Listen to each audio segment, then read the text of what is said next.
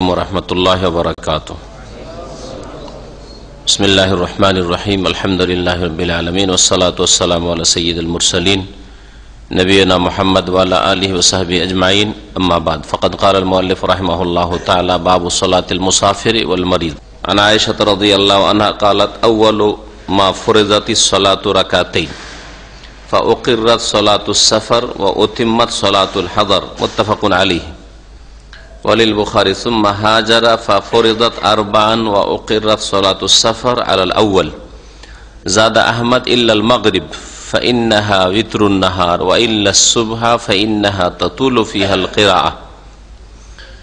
সম্মানিত ভাতৃমণ্ডলী, আল্লাহ পাক রব্বুল আলামিনের যাবতীয় প্রশংসা, সালাত এবং সালাম নাযিল হোক নবী সাল্লাল্লাহু আলাইহি ওয়াসাল্লামের উপর। আমাদের বুলুগুল মারাম হাদিসের দর্সের বিষয়বস্তু হচ্ছে মুসাফির এবং অসুস্থ ব্যক্তির সালাত সম্পর্কে।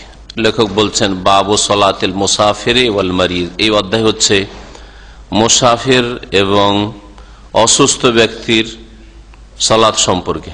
মুসাফির কে আল্লাহ পাক রব্বুল আলামিন বেশ কিছু ছাড় দিয়েছেন সালাতের বিষয়ে, আর মারিজ অসুস্থ ব্যক্তিকেও ছাড় দিয়েছেন আল্লাহ পাক রব্বুল আলামিন। আল্লাহ পাকের দ্বীনের বিধান হচ্ছে ইন্না মাল উসরি ইউসরা। যেখানে কঠিন সেখানে আল্লাহ পাক সহজ করেছেন। এই আয়াত এবং এইরকমই বেশ কিছু হাদিস, যেখানে মানুষ মুশকিলে পড়ে সেখানে আল্লাহ পাক সহজ করে থাকেন, এই মর্মে অনেক দৃষ্টান্ত রয়েছে শরীয়তে। এরই ভিত্তিতে ফিকহের একটি কায়দা রয়েছে, আল মাশাক্কাতু তাজলিবুত তাইসির। কষ্ট সহজকে, সরলতাকে নিয়ে আসে, মানে যেখানে কষ্ট হয় সেখানে আল্লাহ পাক সহজ সরল করে দেন পথকে। দিনে কোনো কঠোরতা নেই, বরং দিন হচ্ছে সহজ। যেমন নবী করিম সাল্লাল্লাহু আলাইহি ওয়াসাল্লামের একটি হাদিস হয়েছে সহিহ বুখারীতে, ইন্নাদ দীনা ইউসরুন। দিন হচ্ছে সহজ।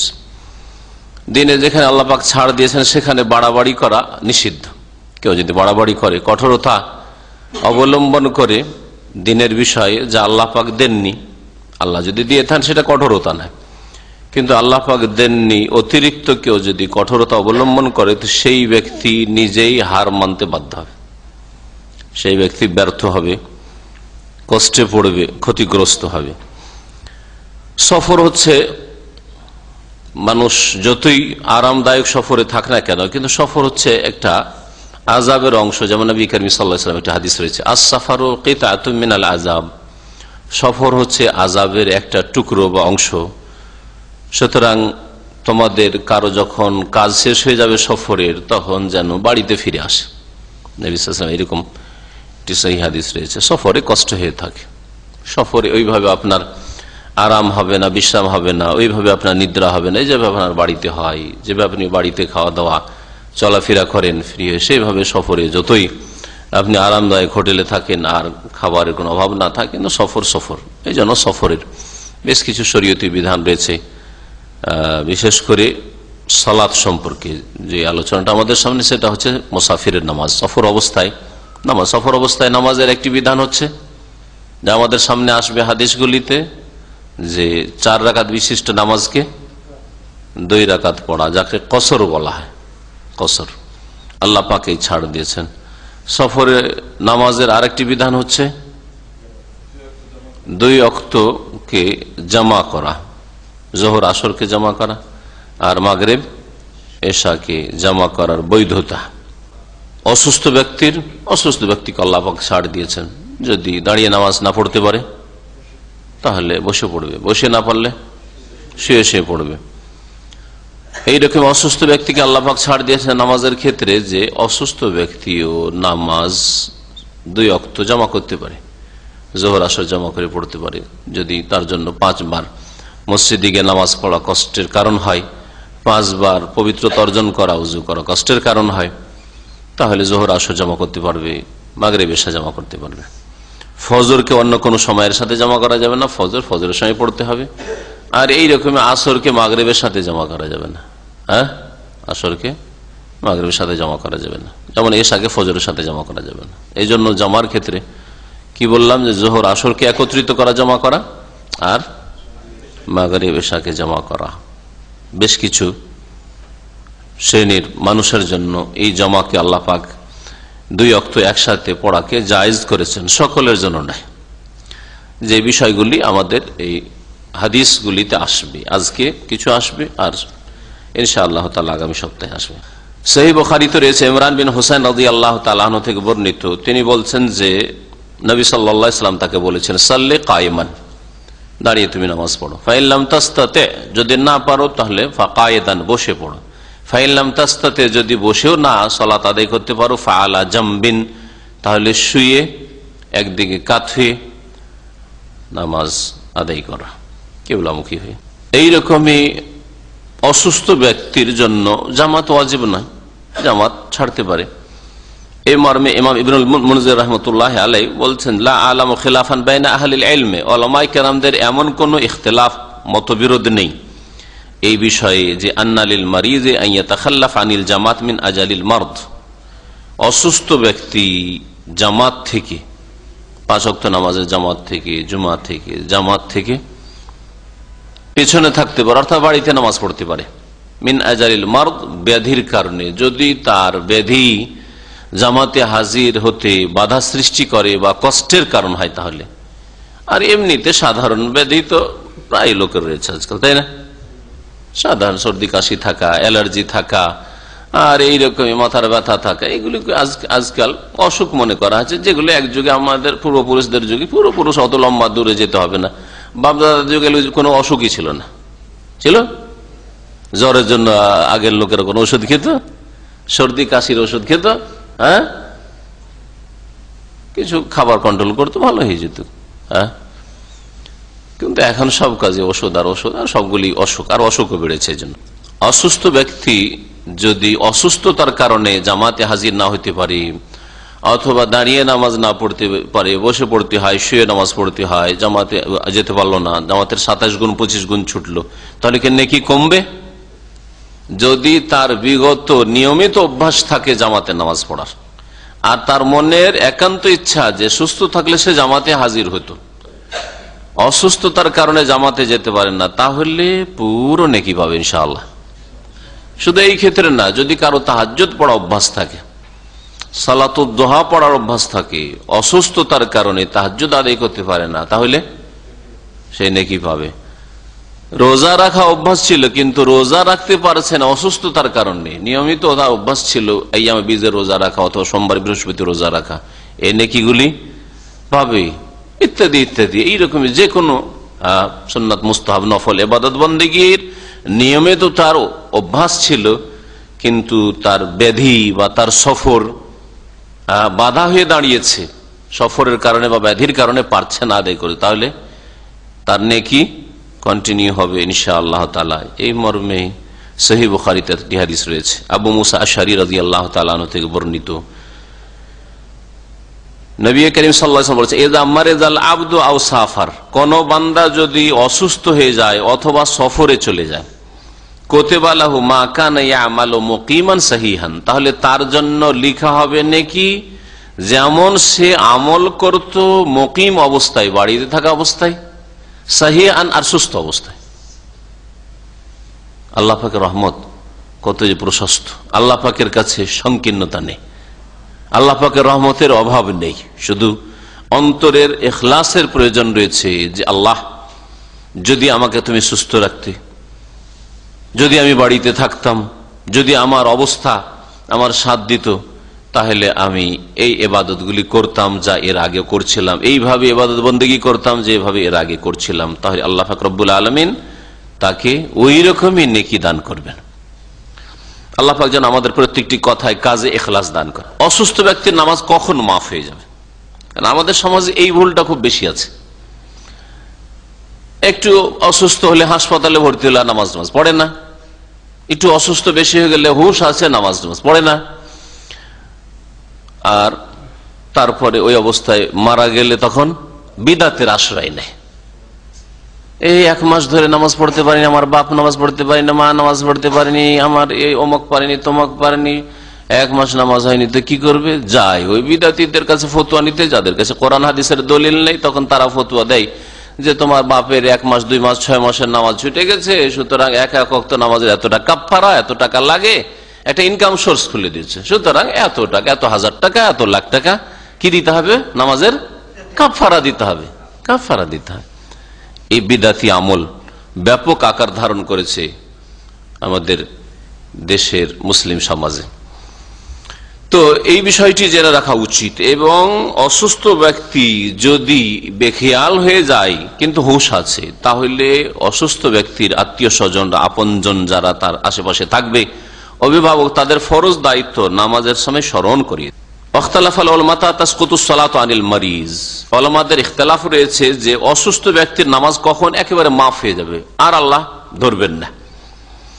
ফাজাহাবা আল ইমাম আহমদ, ইমাম আহমদ রহমতুল্লাহ মত হচ্ছে যে লা তাসকুতুস সালাতু মা দামাল আকলু সাবিতান, যতক্ষণ পর্যন্ত হুঁশ জ্ঞান আছে, স্বজ্ঞানে আছে, উপলব্ধি করছে কি হচ্ছে না হচ্ছে তার আশেপাশে, ততক্ষণ পর্যন্ত নামাজ ফরজ, নামাজ মাফ হবে না। যতক্ষণ হুঁশ আছে, সেন্সলেস হয়নি, বেহুশ হয়ে যায়নি, ততক্ষণ পর্যন্ত নামাজ তার উপর ফরজ হয়ে আছে।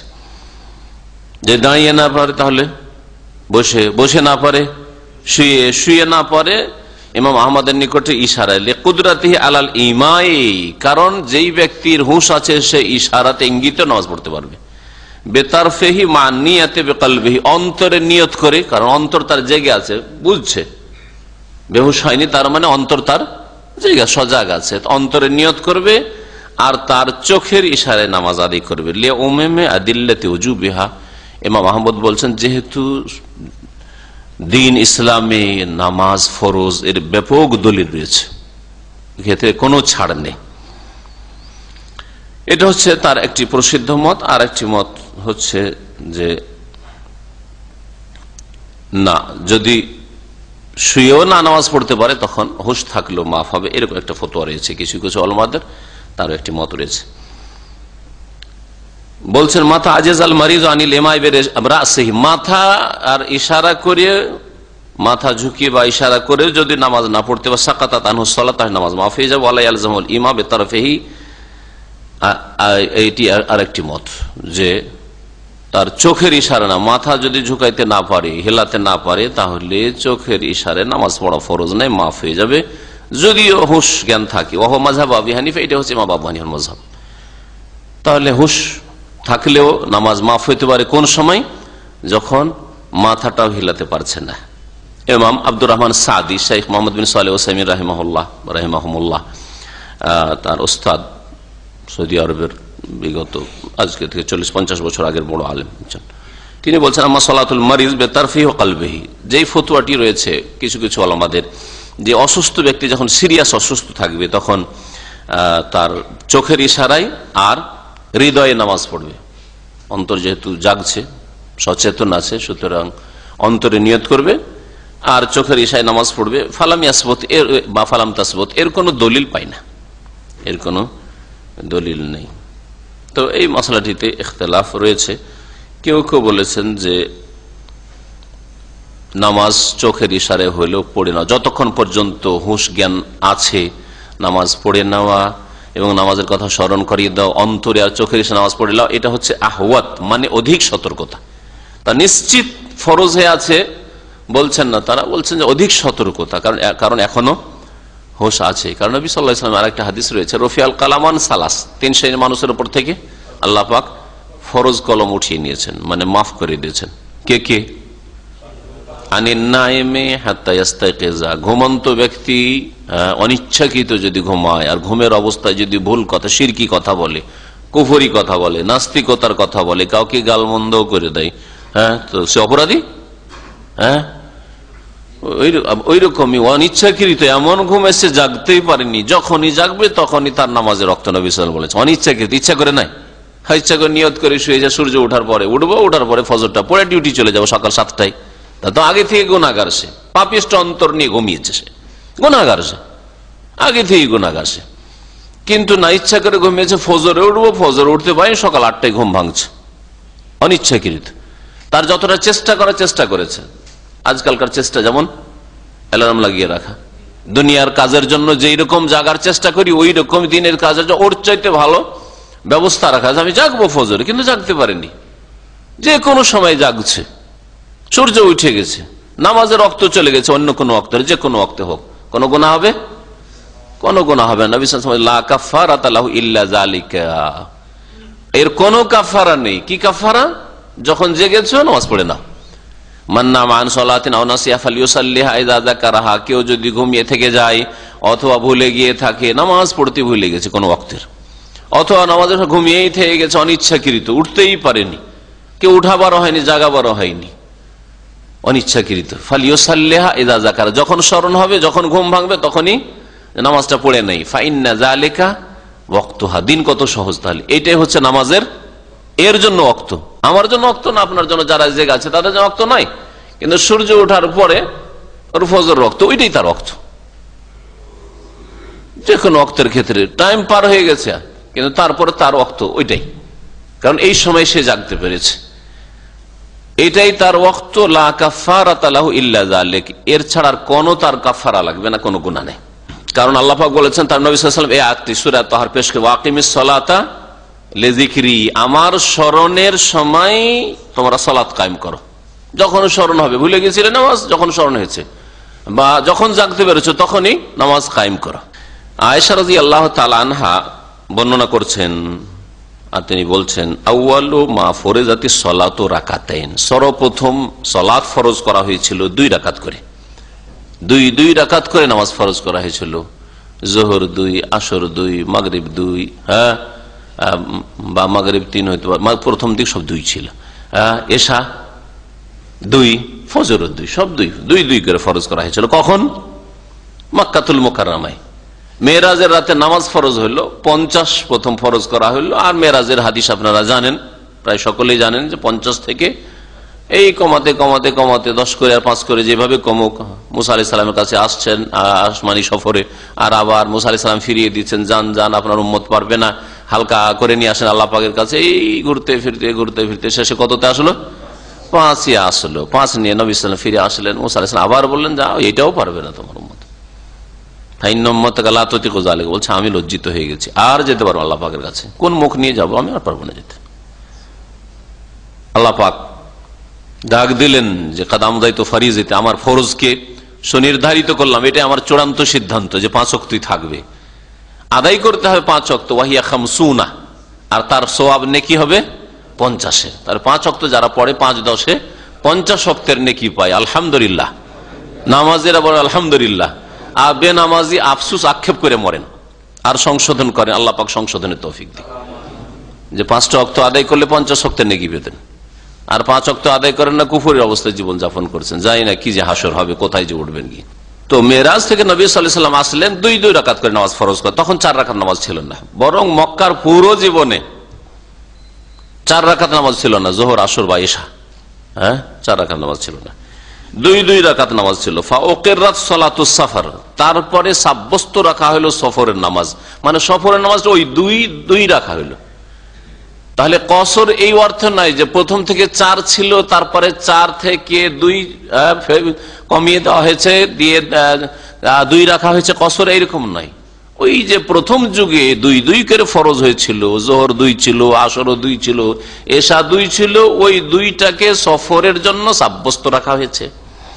ও উতিম্মাত সালাতুল হাজারি, আর বাড়িতে থাকা অবস্থার সালাতকে পূর্ণ করা হয়েছে, মানে 2 থেকে বাড়িয়ে কি করা হয়েছে? 4 করা হয়েছে। যোহরকে 4 করা হয়েছে, আসরকে 4 করা হয়েছে, এশাকে 4 করা হয়েছে। মুত্তাফাকুন আলাইহি, হাদিস বুখারী মুসলিমের।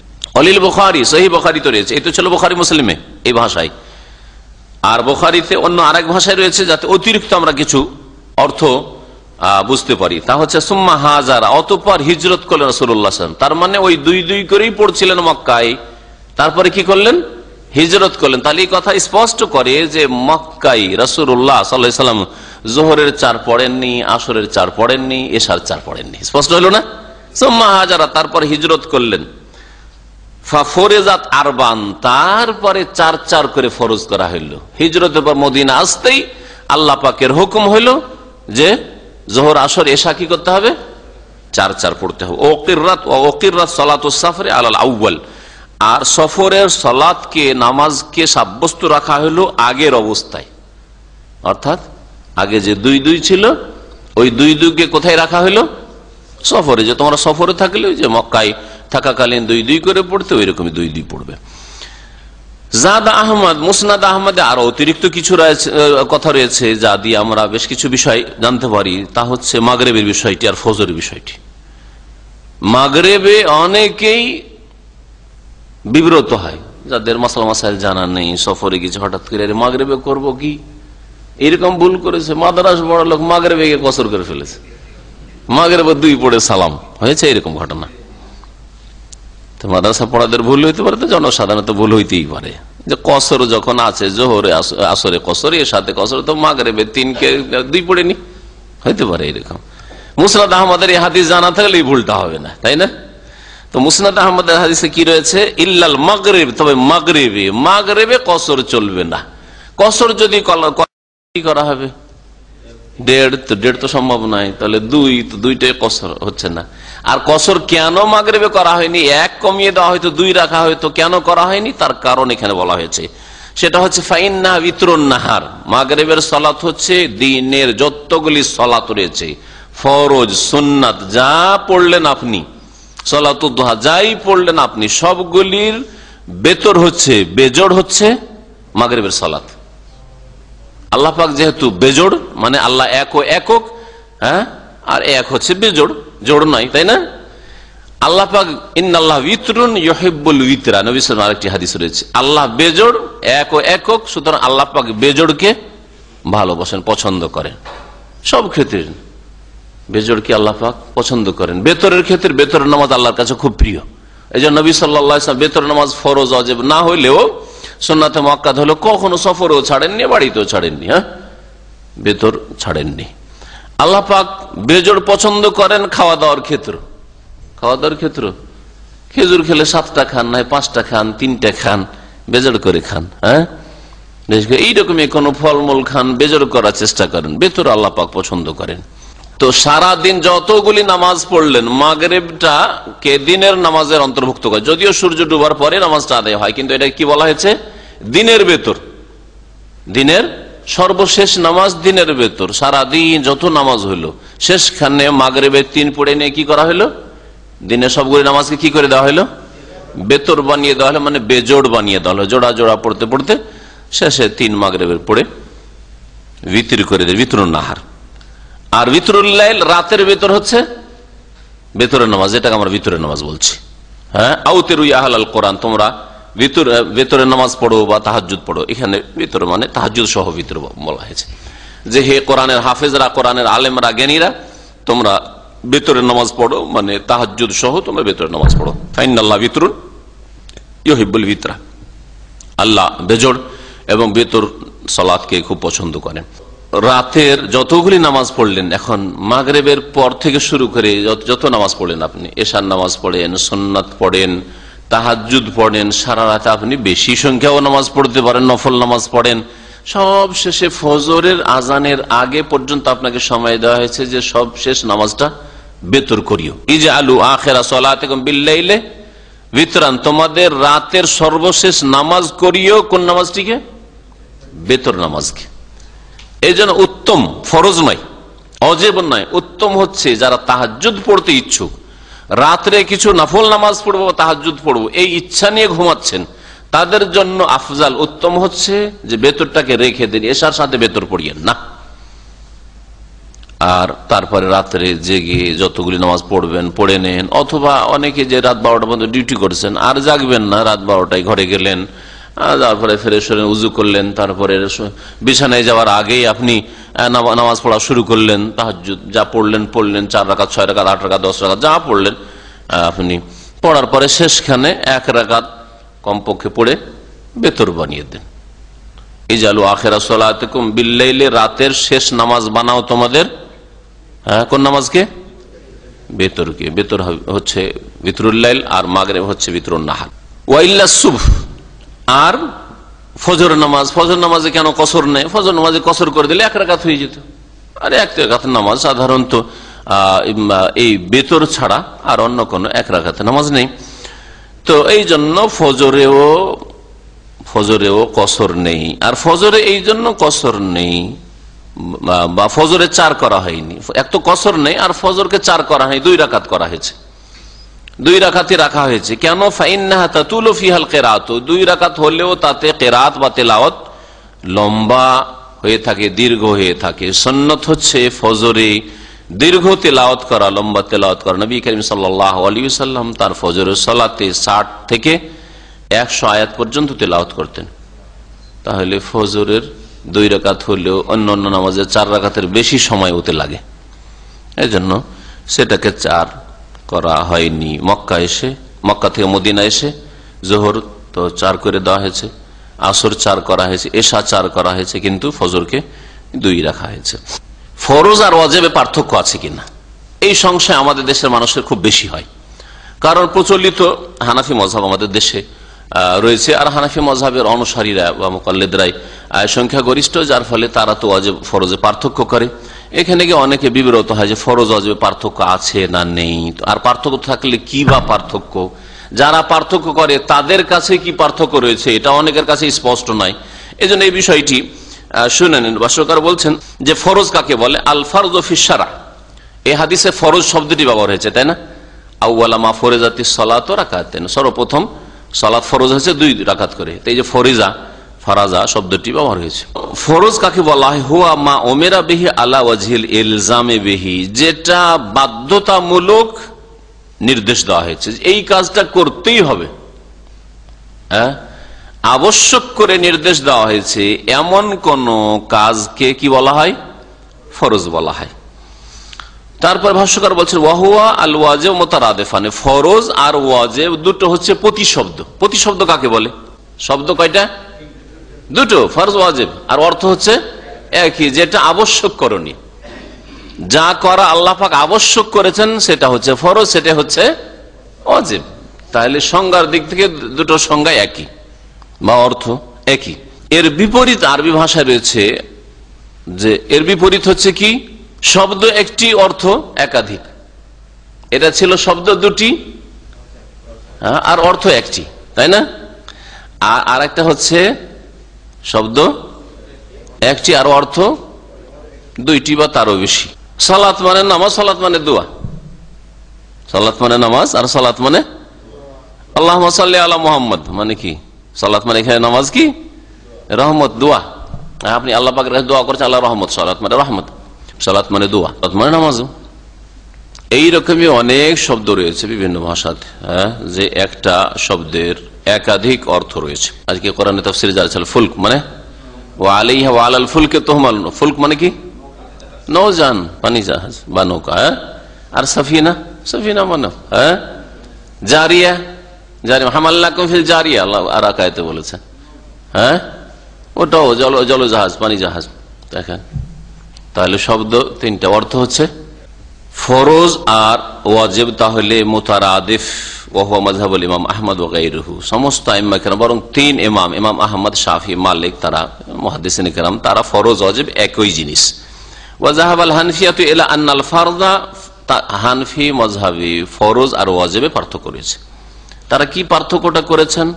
বলছেন যে মা ওয়াজাবা বিদালিলিন কাতঈন, অকাট্য দলিল দ্বারা যদি কোনো কিছু করা আবশ্যক হয় তাহলে সেটা হলো ফরজ। আল ফারযু মা ওয়াজাবা বিদালিলিন কাতঈন, দলিল কাতঈ তাদের কাছে কি? অকাট্য দলিল, কোরআনী আয়াত। তাহলে ওয়াজিব কোনটা? এটা তো হলো ফরজ। ও আম্মাল ওয়াজিব, তাদের ভাষায় ওয়াজিব হচ্ছে ফাহুয়া মা সাবাতা বিদালিলিন জান্নিয়িন, যা প্রমাণিত হয়, করতে হবে প্রমাণিত হয়, বলতে হবে প্রমাণিত হয়, যার নির্দেশ প্রমাণিত হয়। বেদালিলিন জান্নিয়িন, জান্নি মানে কাতঈ নয়, ওয়াকাট্য নয়। এখানে জান মানে ধারণা নাই, জান মানে ধারণা হয়, দান মানে নিশ্চিত হয়, নিশ্চিত অবশ্যই, কিন্তু ওই মানে অকাট্য দলিলের পর্যায়ে যায় না তাদের কাছে, তারা ওটাকে কাতঈ বলছে না, অকাট্য বলছে না, যেমন হাদিস দ্বারা। এজন্য তাদের কাছে নামাজ 5 ওয়াক্ত পড়া কি? ফরজ। আর নামাজের ভিতরে ইমামের জন্য আর একাকী নামাজের জন্য সূরা ফাতিহা পড়া তাদের কাছে নিষেধ, ওদের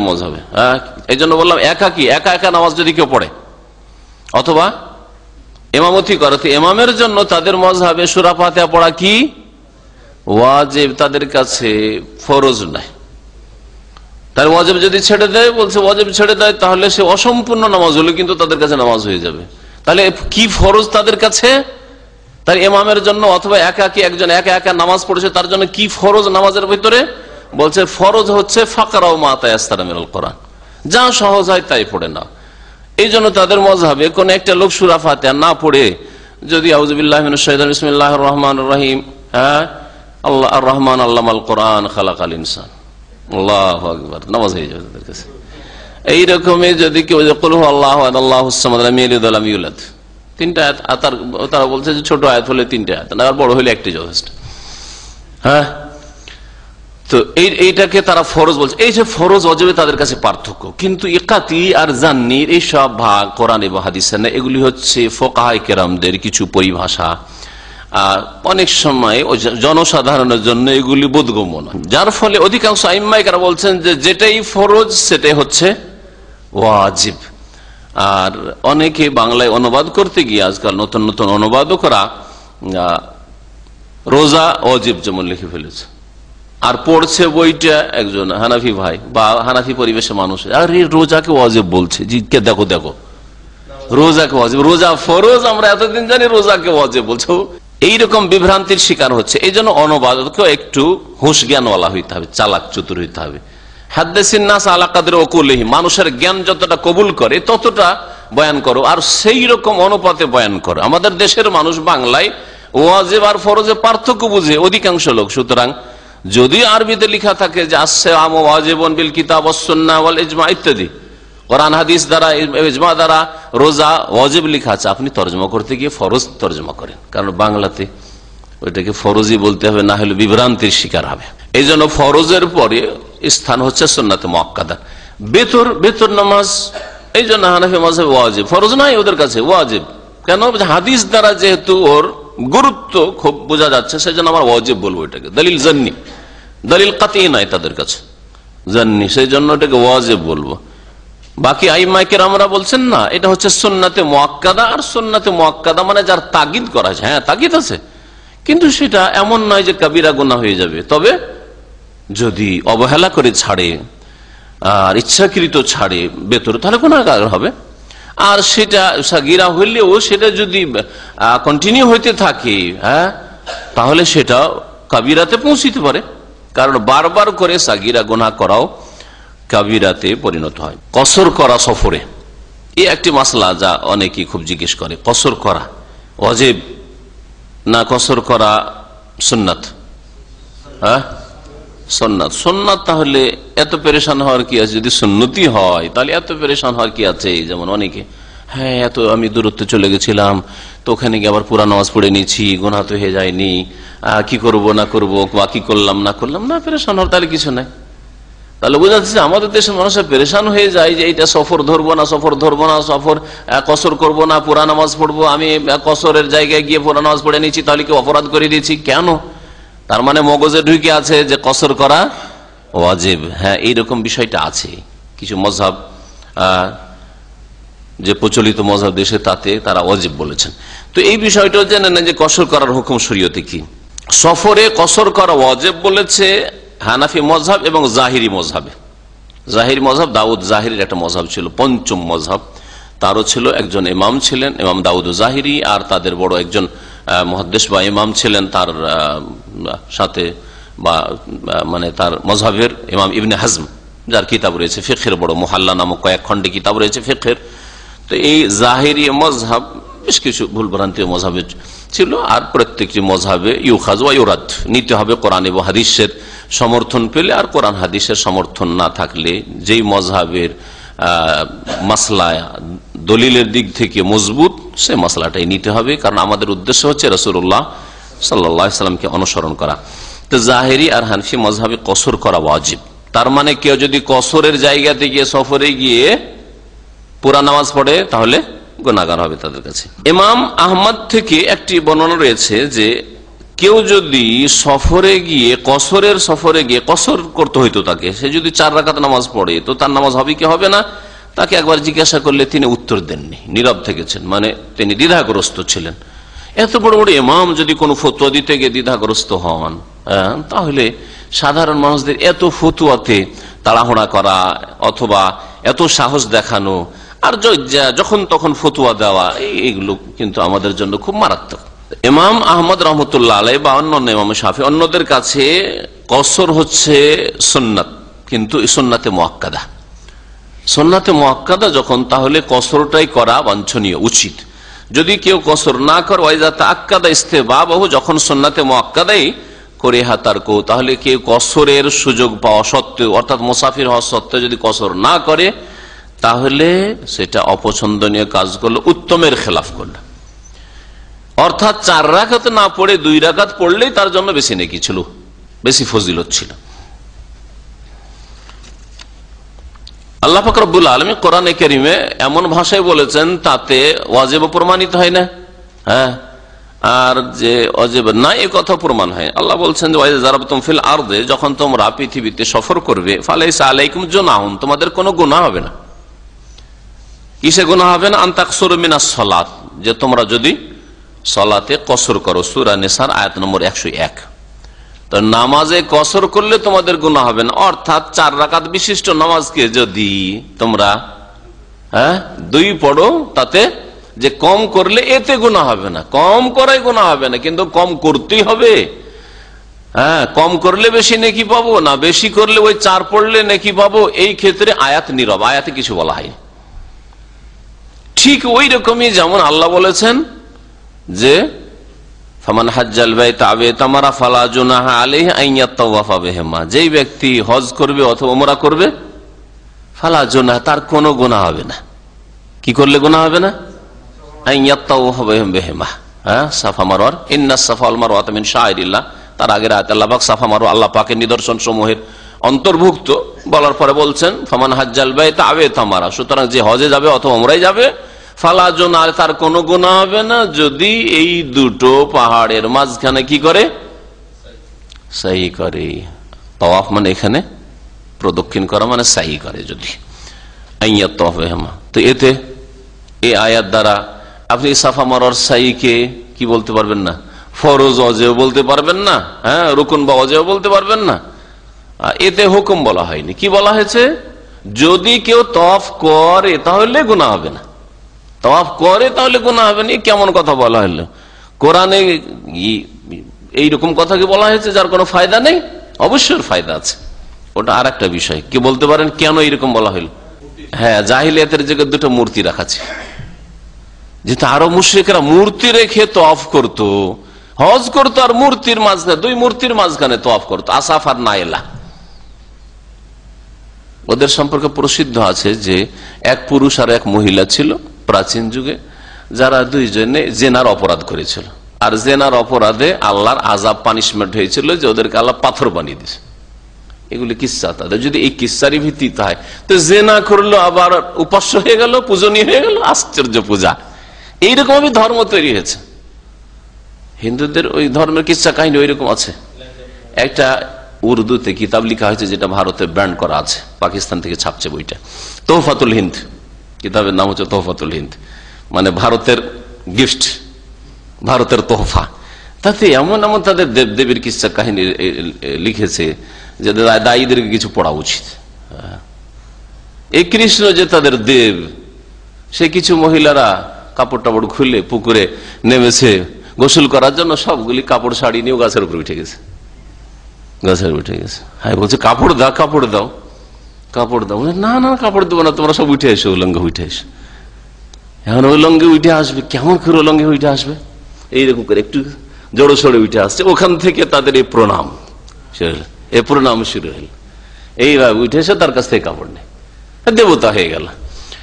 তো ঠিক তেমনি আরব মুশরিকদের মূর্তি পূজার অবস্থা একই, যারা এই শিরকে লিপ্ত হয়েছে তাদের অবস্থা।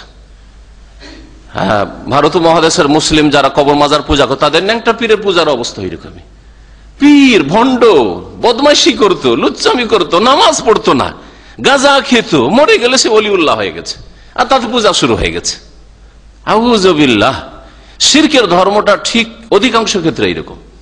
আর কিছু ছিল তাদের মধ্যে নেক লোক ছিল, সৎ লোক ছিল, সেগুলির অতিভক্তির কারণে ওইগুলি মারা গেলে ওদের প্রতিমূর্তি তৈরি করে পূজা শুরু হয়েছে।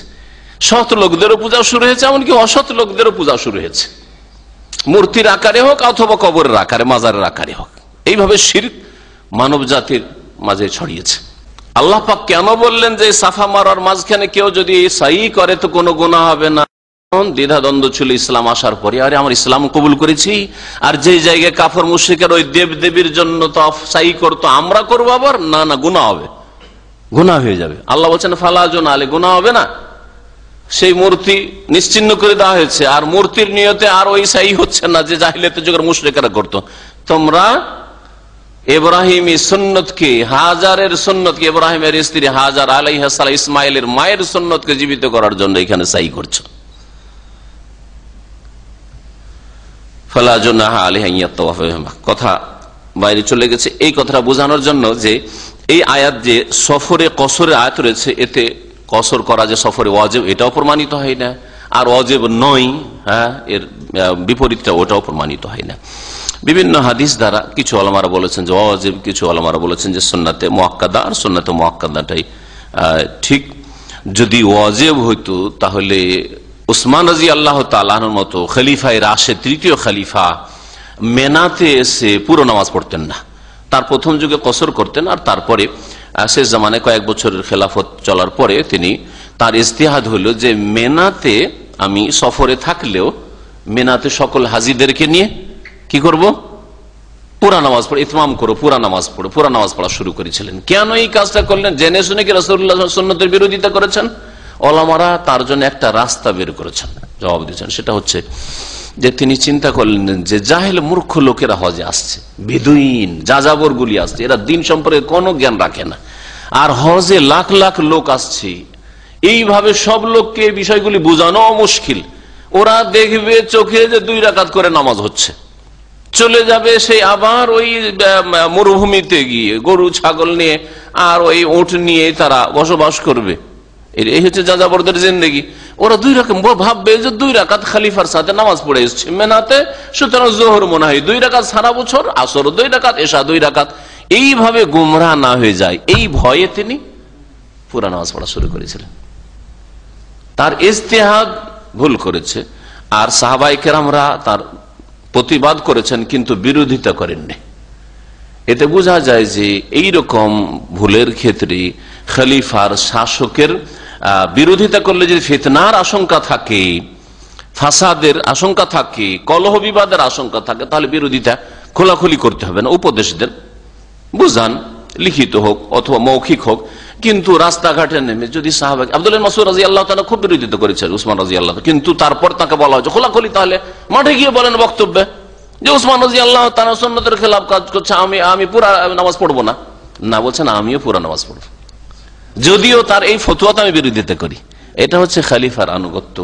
কারণ আব্দুল্লাহ মাসউদের মতো প্রখ্যাত সাহাবী যদি বিরোধিতা করে, তিনি না উসমান খলিফা 4 পড়ছে, না আমি 2 পড়বো, যদি শুরু করেন তাহলে আরেক দল হয়ে যাবে যারা সুন্নতের অনুসরণের নিয়তে আব্দুল্লাহ মাসউদকে ফলো করা শুরু করবে। কলহ বিবাদ, ঝগড়া দ্বন্দ্ব শুরু হয়ে যেতে পারে, অনেক দূর পর্যন্ত ফিতনা পৌঁছে যেতে পারে। তাহলে ফিতনাকে এড়ানোর জন্য এই রকম ক্ষেত্রে ফিতনা ফাসাদ যাতে না হয়ে যায়, এদিকে খেয়াল রাখতে হবে আলেম সমাজকে বা জ্ঞানীদেরকে। ইমাম ইবনে তাইমিয়া রাহমাতুল্লাহ আলাইহি কসর ওয়াজিব না সুন্নাত এই মর্মে বলছেন, আল আসাহ আনাল আয়াত আফাদাত কাসরাত সালাত ফিল আদাদ। আয়াতে এতটুকু শুধু রয়েছে যে নামাজের কসর সংখ্যা রয়েছে, আর তারপরে বলছেন যে কাসরুস সালাতিল মাকতুবা রুবাই ইলা রাকাতাইন, 4 রাকাত বিশিষ্ট ফরজ নামাজকে 2 রাকাত পড়া মাশরুউন, শরীয়তের বিধানে রয়েছে, বিল কিতাব, কোরআন দ্বারা প্রমাণিত, হাদিস দ্বারা প্রমাণিত, ওয়া জায়েজুন বিইজমা আহলিল ইলম, আর উলামায়ে কেরামদের এর উপর ঐক্যমত রয়েছে। কসর সম্পর্কে কোনো ইখতিলাফ নেই যে কসর আছে। এখন ওয়াজিব না সুন্নাত সেটা আলাদা বিষয়। মানকুলুন আন নবী সাল্লাল্লাহু তাওয়াতুর, নবী সাল্লাল্লাহু আলাইহি সাল্লাম থেকে বহু হাদিস দ্বারা, মুতাওয়াতির রিওয়ায়াত দ্বারা প্রমাণিত। ওয়া আযহারুল আকওয়াল কাউলু মান ইয়াকুল ইন্নাল কাসরা সুন্নাতুন ওয়া ইন্নাল ইতমামা মাকরুহুন, আর সবচাইতে স্পষ্ট এবং সহি বক্তব্য হচ্ছে ওই সব লোকদের, ওলামাদের বক্তব্য যারা বলেছেন কসর করা হচ্ছে সুন্নাত, সুন্নাতে মুআক্কাদা, আর ওয়া ইন্নাল ইতমামা মাকরুহুন, আর পুরো নামাজ পড়া সফরে এটা হচ্ছে মাকরুহ, অপছন্দনীয়, তার মানে উত্তমের খেলাফ। ইমাম ইবনুল কাইয়িম রাহমাতুল্লাহ আলাইহি, ইবনে তাইমিয়া রাহমাতুল্লাহ আলাইহির বিশেষ শাগির্দ, খাস ছাত্র, তিনি বলেছেন লাম ইয়াসবুত আনহু সাল্লাল্লাহু আলাইহি ওয়াসাল্লাম আন্নাহু আতাম্মা রুবাইয়াতা ফিস সাফারি আলবাত্তাতা, নবী সাল্লাল্লাহু আলাইহি ওয়াসাল্লাম সফরে কোন সময় 4 রাকাত বিশিষ্ট নামাজকে 2 না পড়ে 4 পড়েছেন, এর প্রমাণ নেই। লাম ইয়াসবুত, নবী থেকে প্রমাণিত নয় যে তিনি 4 রাকাত নামাজকে সফরে 4 পড়েছেন, এটা প্রমাণিত নয়। সুতরাং আল কাসরু আফজালু মিনাল ইতমাম, কসর করা পুরো নামাজ পড়ার চাইতে উত্তম অধিকাংশ উলামায়ে কেরামদের নিকট, আল্লাহু আলাম, যে কথাটি এর আগেও বললাম। ওয়ান আয়েশা রাদিয়াল্লাহু আনহা আন্না নবী সাল্লাল্লাহু আলাইহি ওয়াসাল্লাম কানা ইয়াকসুর ফিস সাফারি ওয়া ইউতিম্মু ওয়া ইয়াসুমু ওয়া ইফতিরু, রাওয়াহু দারাকুতনি ওয়া রাওয়াতুহু সিকাতুন ইল্লা আন্নাহু মা'লুলুন ওয়াল মাহফুজ আন আয়েশা মিন ফিলিহা ওয়া ক্বালাত ইন্নাহু লা ইয়াশুক্কু আলাইহি, আখরাজাহুল বাইহাকী। আয়েশা রাদিয়াল্লাহু তাআলা আনহা থেকে বর্ণিত যে নবী সাল্লাল্লাহু আলাইহি ওয়াসাল্লাম কি করতেন, আন্না নবী সাল্লাল্লাহু আলাইহি ওয়াসাল্লাম কানা ইয়াকসুর ফিস সাফার, রাসূলুল্লাহ সাল্লাল্লাহু আলাইহি ওয়াসাল্লাম সফরে কসর করতেন, মানে 4 রাকাত বিশিষ্ট নামাজকে 2 রাকাত পড়তেন, ওয়া ইউতিম্মু, আর পুরাও পড়তেন কখনো কখনো, ওয়া ইয়াসুমু, আর সফরে রোজাও রাখতেন, ওয়া ইফতিরু, আর সফরে রোজা ছাড়তেন, যে ছাড় রয়েছে শরীয়তে। রাওয়াহু দারাকুতনি, হাদিসটি দারাকুতনিতে রয়েছে, আর তার বর্ণনাকারী গুলি হচ্ছে সিকাত, মানে আস্থাভাজন। ইল্লা আন্নাহু মা'লুলুন, তবে হাফেজ ইবনে হাজার রাহমাতুল্লাহ আলাইহি, যে বুলুগুল মারামের লেখক আর প্রখ্যাত ইমাম মুহাদ্দিস, তিনি বলছেন যে হাদিসটা রোগাক্রান্ত, মালুল, এই হাদিসে ইল্লাত, ব্যাধি রয়েছে, মানে হাদিস সহিহ নয়। ওয়াল মাহফুজ, আর সুরক্ষিত, যে এটা নবী সাল্লাল্লাহু আলাইহি সাল্লামের আমল নয়, বরং আন আয়েশা মিন ফিলা, এটা আয়েশা রাদিয়াল্লাহু আনহার আমল। নবী সাল্লাল্লাহু আলাইহি সাল্লামের তিরোধানের পরে আয়েশা রাদিয়াল্লাহু আনহার আমল এরকম ছিল যে তিনি সফরে কখনো কখনো কসর করতেন, কখনো পুরা নামাজ পড়তেন, কখনো রোজা রাখতেন, রোজা রাখতে কষ্ট নেই তখন সফর রোজা রেখে নিয়ে, আবার কখনো কখনো ইফতার করতেন, মানে রোজা ছাড়তেন, পরে কাজা করতেন।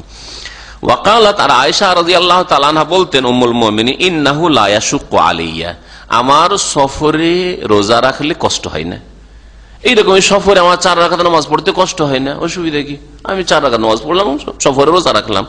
আখরাজাহুল বাইহাকী, হাদিসটি বাইহাকীতে রয়েছে, তবে বাইহাকীর হাদিসটাও ভাষ্যকার আল্লামা আল বাসসাম বলছেন হাদিস যায়ীফ, হাদিসটি দুর্বল, এটাও সহিহ নয়। তার মানে আয়েশা রাদিয়াল্লাহু তাআলা আনহার যে কর্ম এটাও সাব্যস্ত নয়। ইমাম ইবনুল কাইয়িম রাহমাতুল্লাহ আলাইহি বলছেন হাযাল হাদিসু লা ইয়াসিহ, এই হাদিসটা সহিহ নয়। এই হাদিস যদি সহিহ হয়ে যেত তো কম পক্ষে নবী সাল্লাল্লাহু আলাইহি ওয়াসাল্লাম থেকে না হলেও মা আয়েশা রাদিয়াল্লাহু তাআলা আনহা থেকে প্রমাণিত যে সফরে দুটোই করা যেতে পারে। সাহাবীরা করেছেন, নবী সাল্লাল্লাহু আলাইহি ওয়াসাল্লাম বিবিগণ করেছেন, কি করেছেন, যে কসরও করা যেতে পারে আর পুরা নামাজও পড়া যেতে পারে।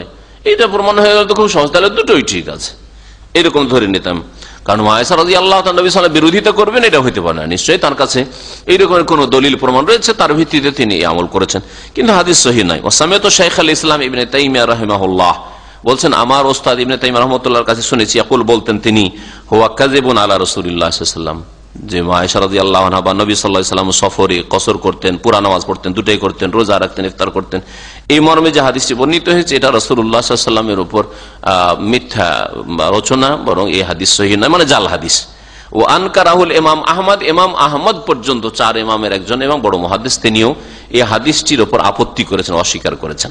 সুতরাং এই হাদিস সহিহ নয়। হাদিস যদি সহিহ হতো তাহলে তখন মাসলা হইতো যে কসরও জায়েজ রয়েছে আর পুরা নামাজ পড়াও জায়েজ রয়েছে। জায়েজ হলেও অপছন্দনীয়, বরং সহিহ মাসলা হচ্ছে, উত্তম হচ্ছে আল্লাহ পাকের কসরকে কবুল করা, আল্লাহ পাকের ছাড়কে কবুল করা ভালো, এই মর্মে একটি হাদিস। এই হাদিসটা দেখেন, বলছেন ইবনে উমর রাদিয়াল্লাহু তাআলা আনহু, আন ইবনে উমর রাদিয়াল্লাহু আনহু قال قال رسول الله صلى الله عليه وسلم ان الله تعالى يحب ان تؤتى رخصه كما يكره ان تؤتى معصيته, রাওয়াহু আহমদ, সাহিহ ইবনে খুজাইমা, ইবনে হিব্বান।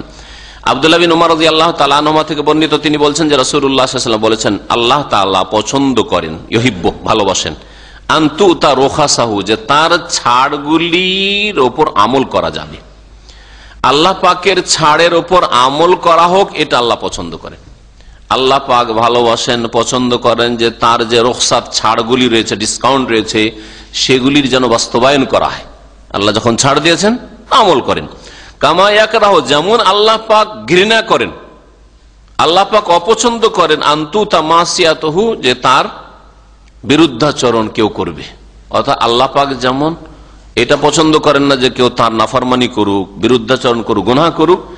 আল্লাহ গুনাহ জায়েজ করেননি, ঠিক তেমনি আল্লাহ পাক ভালোবাসেন যে আমি যখন ছাড় দিয়েছি তো ছাড়টা গ্রহণ করো। ঠিক ওই রকমই কেউ যদি আপনাকে উপঢৌকন দেয় তাহলে উপঢৌকন কবুল করা, কেউ যদি দাওয়াত দেয় যে আসেন আমার বাড়ি খাওয়া দাওয়া করেন, তাহলে সেটা কবুল করা কি ভালো? হ্যাঁ, ওয়াজিব, জরুরি না? জরুরি নাই। কেউ হাদিয়া দিচ্ছে, আপনি যদি বলেন না ভাই জাযাকাল্লাহ খায়র, আমার চাইতে অনেকে হকদার আছে, তাদেরকে দেন, আমার প্রয়োজন নেই, আমি নেব না, হ্যাঁ, তো তার জন্য জায়েজ আছে। কিন্তু উত্তম হচ্ছে যে না, যখন উপঢৌকন দেওয়া হচ্ছে নিয়ে নেন। বিশেষ করে কাউকে যদি হাদিয়া দেওয়া হয় আর সেখানে পরোক্ষভাবে ঘুষের আকার ধারণ না করে, অনেক সময় ঘুষ নাই কিন্তু এমন ভাবে দেওয়া হচ্ছে যে আগামীতে এটাকে একটা সিঁড়ি বানাবো আমার স্বার্থ হাসিল করার জন্য, তাহলে আগে থেকে সতর্ক হবে, নেবে না। তাহলে যেমন শিক্ষক ছাত্রের কাছ থেকে কখনো উপঢৌকন নেবে না।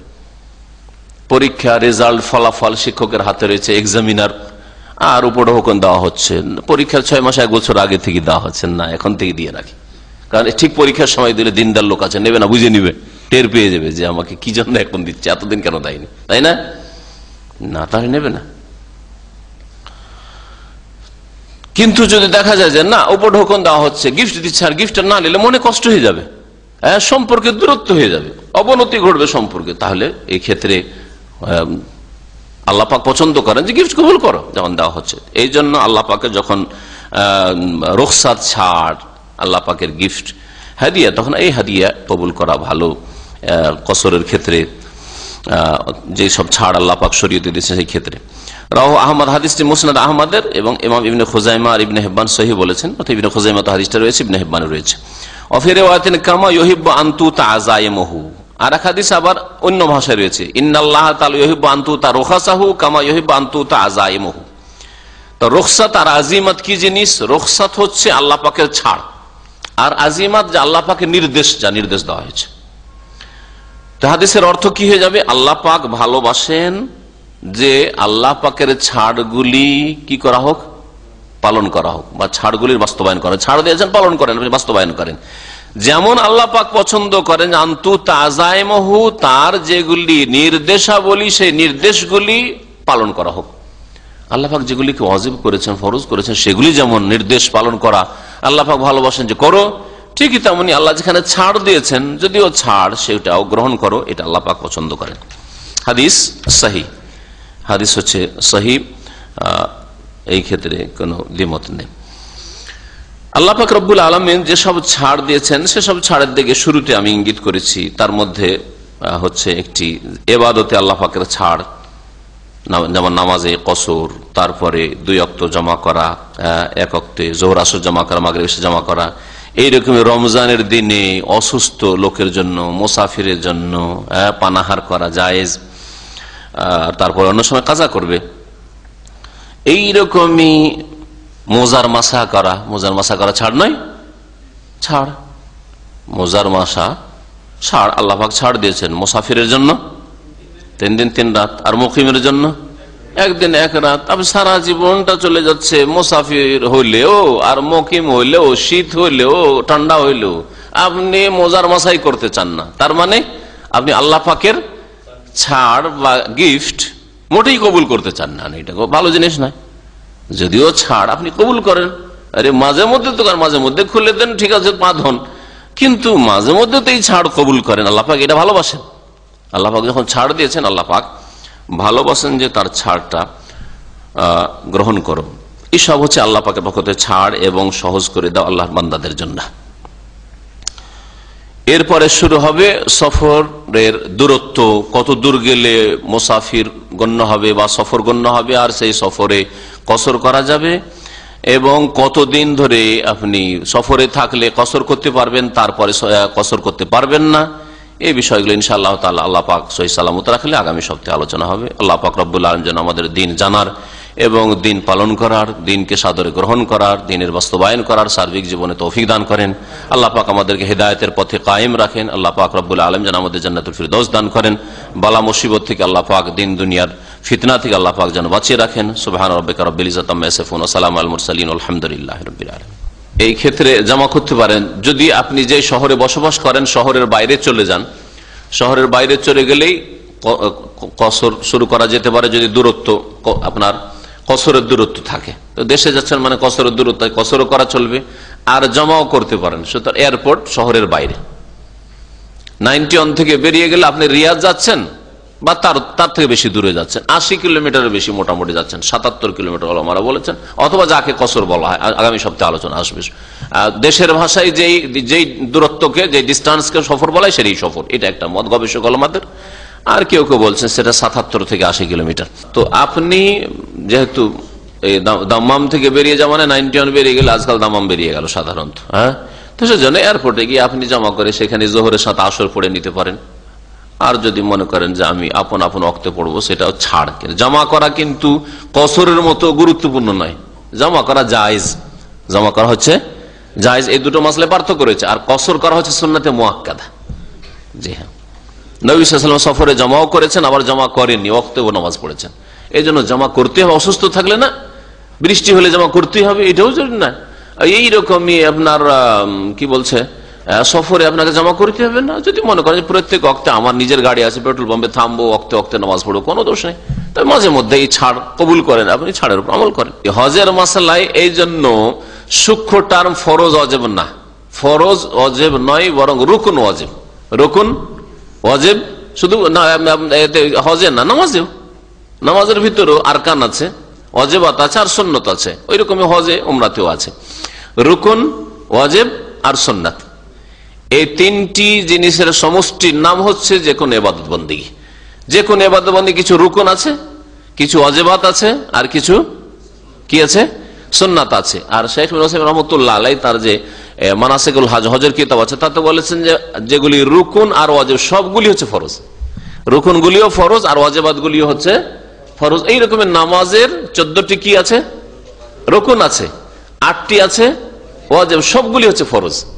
রুকুনগুলিও ফরজ আর ওয়াজিবগুলিও ফরজ। তবে পার্থক্য কেন করা হলো রুকুন আর ওয়াজিবের? রুকুন যদি কেউ অনিচ্ছাকৃত কারো ছুটে যায়, ইচ্ছা করে ছাড়েনি, অনিচ্ছাকৃত ছুটেছে, তাহলে সে ইবাদত হবে না। নামাজে যদি একটা রুকুন ছুটে যায় তাহলে নামাজ হবে না, বা ওই রাকাতটা হবে না যে রাকাতের রুকুন। ওই রকম হজের যদি একটা রুকুন ছুটে যায়, যেমন তওয়াফে ইফাজা, তওয়াফে জিয়ারা, এটা হচ্ছে রুকুন।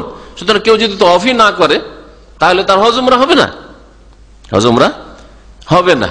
যদি ওয়াজিব ছুটে যায়, হ্যাঁ, ওয়াজিবটাও ফরজ আর কি রুকুনটাও ফরজ, কিন্তু রুকুন ছুটে গেলে হজ হবে না, নামাজ হবে না। আর যদি ওয়াজিব ছুটে যায়, অনিচ্ছাকৃত ছুটে, তাহলে দাম দিয়ে ঘাটতি পূরণ করা যাবে হজের ক্ষেত্রে, আর নামাজের ক্ষেত্রে সহসেজদা দিয়ে ঘাটতি পূরণ করা যাবে। আর যদি ইচ্ছা করে ছেড়ে দেয়, ইচ্ছা করে ছেড়ে দিলে হবে না। তো এই জন্য আমরা ফরজ আর ওয়াজিব বলি না, রুকুন, ওয়াজিব আর সুন্নাত এইভাবে বলবেন। হ্যাঁ, নবী করিম সাল্লাল্লাহু আলাইহি ওয়াসাল্লামকে সাহাবী জিজ্ঞেস করলেন, আকরা বিন হাবিস জিজ্ঞেস করলেন, আফিকুল্লি আমিন ইয়া রাসূলুল্লাহ, হজ যে ফরজ প্রতি বছরে? তখন নবী সাল্লাল্লাহু আলাইহি ওয়াসাল্লাম চুপ থাকলেন। একবার, দুইবার, তিনবার করে যখন ওই সাহাবী জিজ্ঞেস করছেন, তখন তিনি বলেছেন, লাউ কুলতু নাম লাওয়াজাবাত, যদি আমি বলতাম হ্যাঁ, তাহলে সেটাই কি হয়ে যেত, ওয়াজিব হয়ে যেত, মানে ফরজ হয়ে যেত। হ্যাঁ, ঠিক, ওয়াজিব আর ফরজ আছে শরীয়তের ভাষায় একই জিনিস। মুঠে ভর দিয়ে উঠে, এটা হচ্ছে ওই হাদিসের ব্যাখ্যা, যাতে বলা হয়েছে যে আটা সানার মতো করে রাসূলুল্লাহ সাল্লাল্লাহু আলাইহি ওয়াসাল্লাম উঠতেন। সুনান ইবনে মাজাতে রয়েছে, নবী সাল্লাল্লাহু আলাইহি ওয়াসাল্লাম যখন সেজদা থেকে উঠতেন তখন কি করতেন, আটা সানার মতো। আটা এখন মহিলারা সানে কেমন করে, যারা বলছে আটা এরকম করে সানে, তারা বলছে এইভাবে উঠতে হবে। তো আল্লামা নাসিরুদ্দিন আলবানী এইভাবে বুঝেছেন হাদিসটাকে, যে যেমন বুঝেছে আমল করবে ওই রকম। যদি এটাই আপনার বিশ্বাস হয় তাহলে এভাবে উঠবেন। আর কেউ কেউ বলছেন না, আটা তো এইরকম ভাবে সানে, এরকম করে, এইরকম করে তো আটা সাধারণত সানা হয় না, বলছেন আলবানী বলছেন এইভাবে আটা সানা হয়, যে এইভাবে ভর দিয়ে উঠবে না, আটা সানবে এইভাবে। হ্যাঁ, তো এইভাবে উঠার কথা তিনি বলেছেন। সুতরাং এইরকম যদি অর্থ বুঝেন তাহলে এইভাবে উঠবেন। আর যদি বলে যান না না আমরা আটা সানি বা আমার স্ত্রী আটা সানি এইরকম ভাবে, তবে উঠেন, অসুবিধা নেই। জি হ্যাঁ, এগুলো নিয়ে বাড়াবাড়ির কোনো প্রয়োজন করেন, এগুলি সামান্য মাসলা মাসাইলের ব্যাপার। জি, ওই শব্দটা বুঝার ফেয়ার, যে যেমন বুঝেছে। জি, মক্কা বিজয়ের বছর, মক্কায় গিয়ে যখন মক্কা বিজয় হলো, আর সেখানকার যারা স্থানীয় মুসলিম ছিল বা ইসলাম গ্রহণ করেছে তারাও পিছনে ছিল, আর সাহাবীরা যারা গিয়েছেন মুসাফির, মদিনা থেকে গিয়েছেন যারা মক্কা বিজয়ের সফরে, তারাও সাথে ছিলেন। নবী সাল্লাল্লাহু আলাইহি ওয়াসাল্লাম কি বলেন, আতিম্মুস সালাতাকুম ইয়া আহলা মাক্কা, হে আহলে মক্কা, হে মক্কাবাসীরা, তোমরা নামাজ তোমরা পুরা পড়ো, ফাইন্না কওমুন সাফারুন, কারণ আমরা মুসাফির জাতি, আমরা মুসাফির, আমরা 2 রাকাত পড়ে সালাম ফিরে দেবো, তোমরা তোমাদের নামাজ পুরা করে নিও। এরকম করবেন, আমরা সফরে এরকম করি। কিন্তু যদি মুকিম হয় তাহলে মুকিমের পিছনে মুক্তাদি যদি মুসাফির হয় তাহলে পুরো নামাজ পড়তে হবে। আপনারা হারামে যেমন নামাজ পড়ছেন, মুসাফির মানুষ কিন্তু কি পড়ছেন, পুরো নামাজ পড়ছেন। এশার নামাজের সাথে 3 রাকাত পড়ে বসে রয়েছে, হ্যাঁ ওইটা ঠিক আছে, কারণ ওর 3-এর বেশি তো মাগরিব নেই, আরো পড়বে মাগরিব, ইক্তেদা করবে আর ইক্তেদা করে বসে থাকবে, ইন্তজার করবে। যেমন জিহাদের ময়দানে যে সলাতুল খৌফে নবী সাল্লাল্লাহু আলাইহি ওয়াসাল্লাম সাহাবীরা বসে থাকতেন, নবী সাল্লাল্লাহু আলাইহি ওয়াসাল্লামের সাথে সালাম ফিরতেন। হ্যাঁ, একদল 2 রাকাত পড়ে বসে থাকতেন, আর একদল পড়ে নিত, তবে একসাথে সালাম ফিরতেন। এরকম তরিকা রয়েছে, ওখান থেকে মাসলাটা নেওয়া হয়েছে যে বসে থাকবে আর বসে থেকে একসাথে ইমামের সাথে সালাম ফিরবে, জি, যাতে করে তার তারতিবটা ঠিক থাকে, যে আগে আল্লাহ পাক মাগরিব ফরজ করেছে, মাগরিব আদায় করলো, তারপরে এশা আদায় করবে। বেশ কিছু উলামারা বলছেন যে তরতিবের খেলাফ উল্টো করা যেতে পারে, মানে আগে এশাটা পড়ে নিল, পরে মাগরিব পড়বে, করলে করতে পারে। কিন্তু এখানে অনেক উলামারা বলছেন যে না, এটা তরতিবের খেলাফ করা ঠিক নয়, এই জন্য তরতিব ঠিক রাখে, তাই ওরাও এরকম করে। সাল্লাল্লাহু আলাইহি ওয়া সাল্লাম মুহাম্মদ ওয়া আলা আলিহি ওয়া সাহবিহি আজমাইন। সুবহানাকা আল্লাহুম্মা ওয়া বিহামদিকা আশহাদু আল্লা ইলাহা ইল্লা আনতা আস্তাগফিরুকা ওয়া আতুবু